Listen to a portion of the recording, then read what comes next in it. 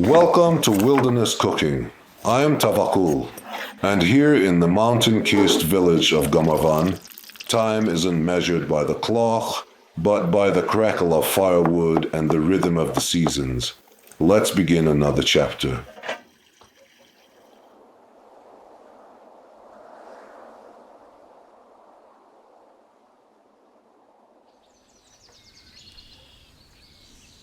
As the morning light spills over the rooftops, I make my way through the yard. The geese honk, the chickens scatter beneath the fig tree.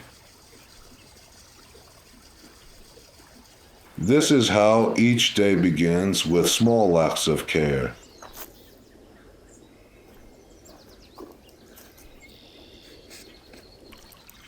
Today, we return to an ancient taste, a recipe that carries the scent of highland winters and the wisdom of preservation.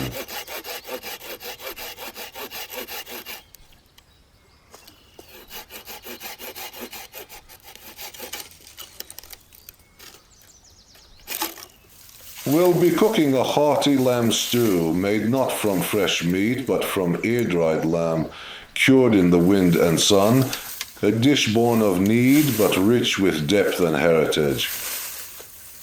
And before we start cooking, make sure you have done the essentials. Subscribe to the channel, like the video, and hit the bell icon. Here I've prepared a whole lamb, a familiar task in village life, especially when the colder months are nearby.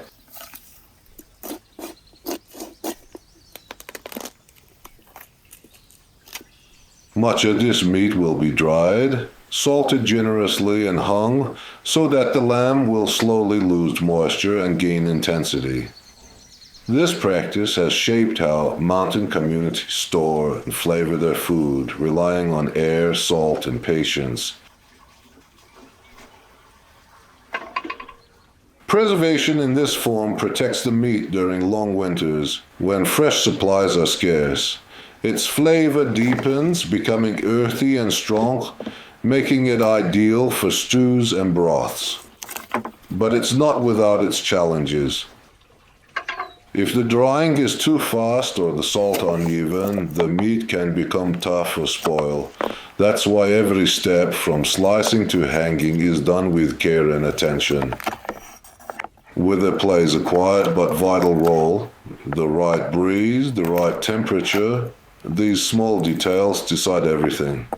Families often watch the skies and listen to the wind before starting the drying. Some even build dedicated drying spaces where air circulates but sunlight doesn't scorch. In Azerbaijan's rural regions, especially in mountainous areas, drying meat has long been a seasonal ritual. After autumn slaughter, families prepare their winter stores.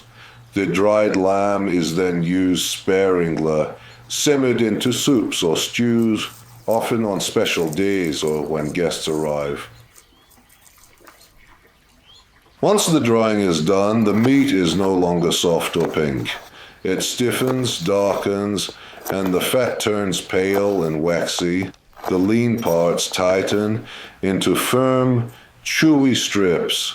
Over time, the flavor of the meat becomes bold, even wild, with a depth that only wind and waiting can give.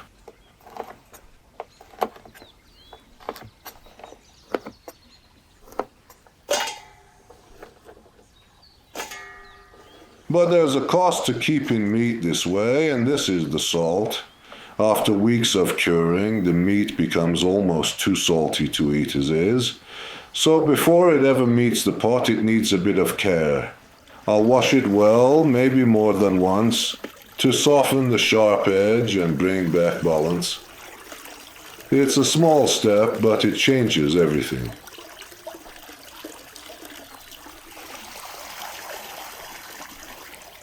Just like that, wash, rinse, and repeat. The lamb begins to relax again, slowly waking from its long sleep in the air.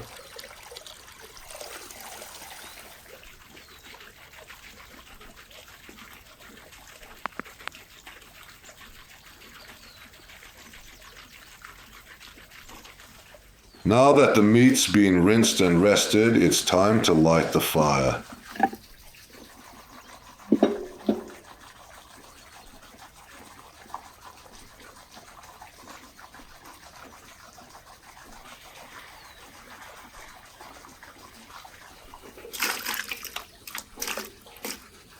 This kind of stew isn't rushed. The dried lamb needs time to soften, to release its flavor into the water. I let it simmer gently for at least 2 hours.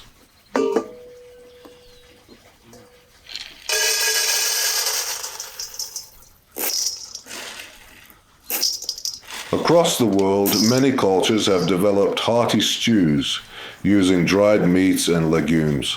For this episode, I found inspiration in a beloved Turkish dish, kuru fasulye. It's a simple yet soulful recipe where white beans are simmered with onions, tomatoes, and slices of cured beef.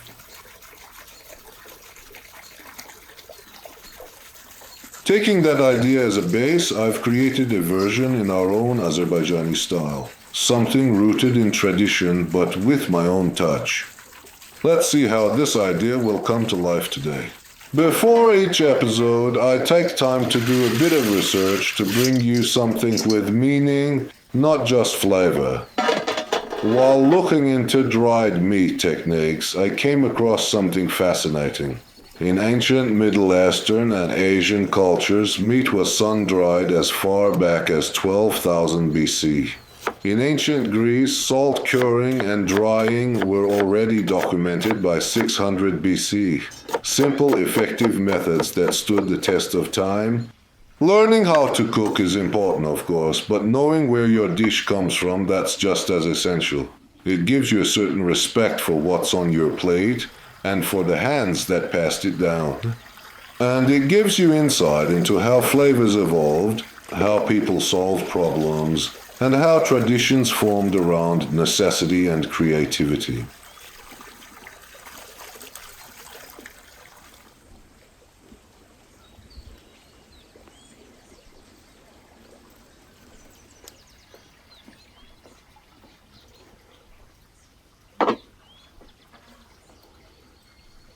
I learned this way of thinking from my mother, and she from her mother.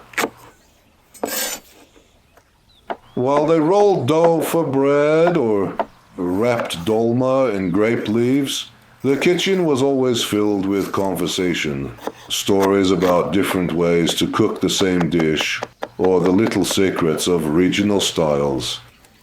Sometimes my grandmother would pause mid-sentence, stand up, and go fetch her recipe notebook. She'd flip through the pages, trying to remember that one ingredient her mother used in pilaf, the one that made all the difference. That's how I was taught, quietly through moments like these, shaped by the women who came before me. I love going back to those memories. They guide me and their voices still echo when I cook. Alright, let's get to work. First step, roasting onions in preheated oil. To make the stew more vibrant and juicier, I'm adding tomatoes, but first I need to peel them. I've never liked those thin skins slipping around in the mouth. Next comes bell peppers. I'll use a few. Their sweetness will bring a warmth that balances the richness of the meat.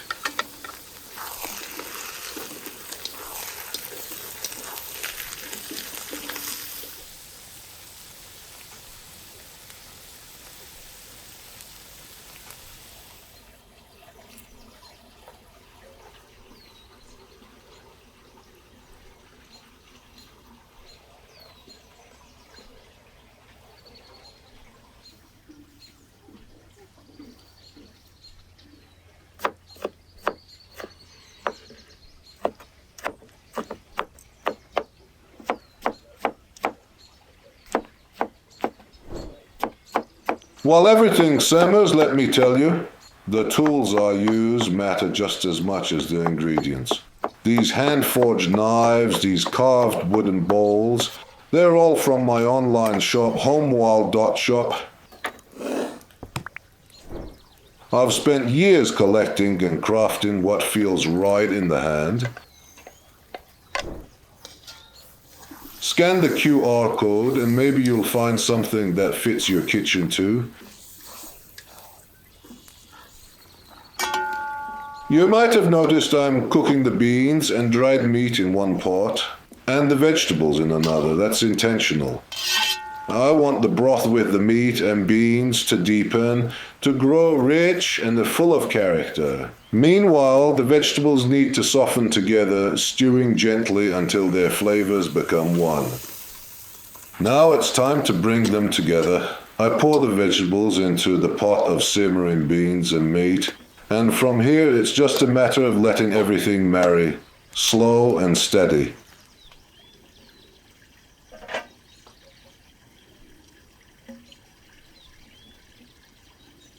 While that finishes, I'll brew some tea.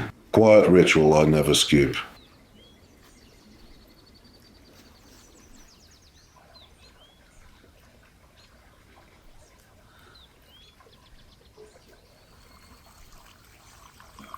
Azerbaijani tea has its own place in the heart of our day. The leaves come mostly from the Lankaran and Astara regions, where the climate is soft and humid, perfect for delicate, fragrant teas. You can taste the land in every cup. A little citrus, a little smoke, a lot of calm.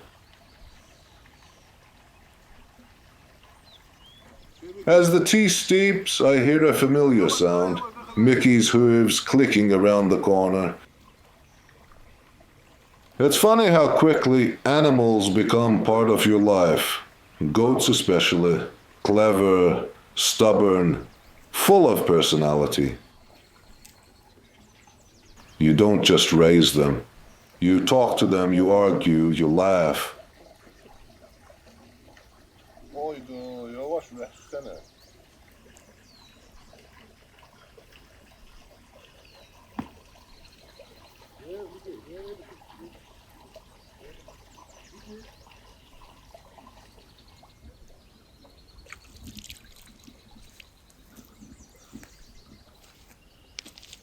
When I was a child, I had a dog who followed me everywhere, loyal to a fault. I named this goat after him.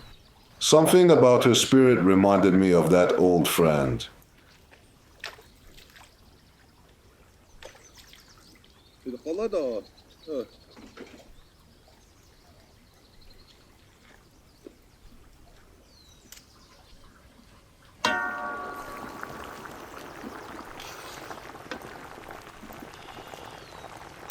But now back to the pot.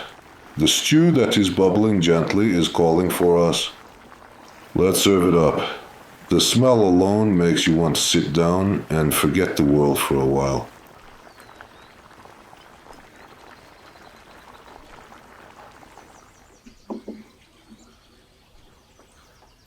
This is the kind of food that holds you, that wraps itself around you when the air turns cold. It doesn't ask for much, just a spoon and a quiet moment. The first sip of the broth hits deep, warm, salty, with that unmistakable tang of dried lamb. It clings to the tongue like a story told slowly. For a moment, I say nothing, just breathe. Super.